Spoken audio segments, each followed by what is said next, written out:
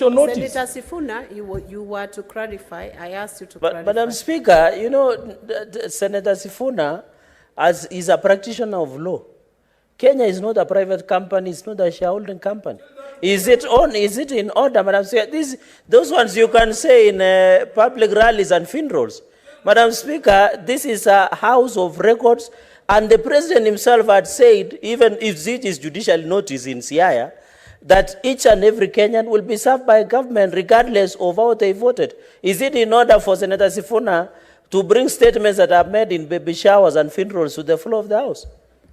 Senator Sifuna. Madam Speaker, I don't know what about me looks like somebody who attends baby showers, but let me say this, you're wasting my time. Madam Speaker, the most critical concern I have, and I hope my time has been posed under Section 31. Madam Speaker, if you read the language of the benefits under Section 31 and 32, it appears that there's going to be different categories of packages that people are entitled to based on the premium they are paying. Now, the problem that I have, number one, this act does not disclose to us what tariffs are going to be applied to Kenyans in this particular new health scheme.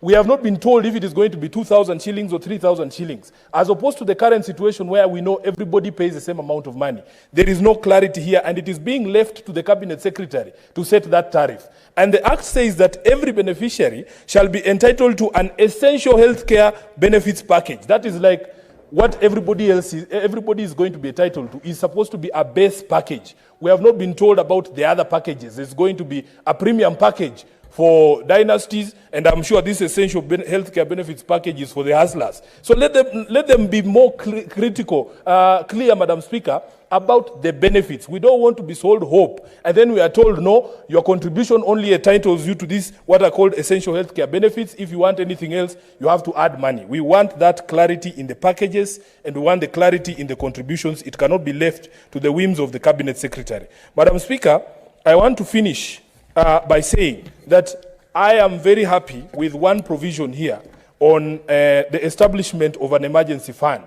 As SG of ODM, as a member of Azimio, we did promise that we were going to implement, if we got government, the provision in the Constitution that entitles everybody to emergency health care. We have seen cases of people dying in ambulances here in Nairobi because the hospital that you've been taken to will not admit you until they know who's going to pay for that admission, Madam Speaker. So this is something that I would support, the Emergency Chronic and Critical Illness Fund, and this money is going to be able to go to guarantee that the cost of emergency treatment, if you find yourself in an accident somewhere, maybe people don't even recognize you, you might have your premium insurance, private insurance, but people do not recognize you, or you are driving alone, you are unable to retrieve your card, they should be guaranteed that every person who's taken to any hospital in the country under emergency circumstances will receive.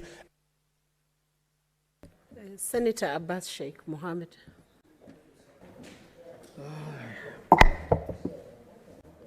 Honorable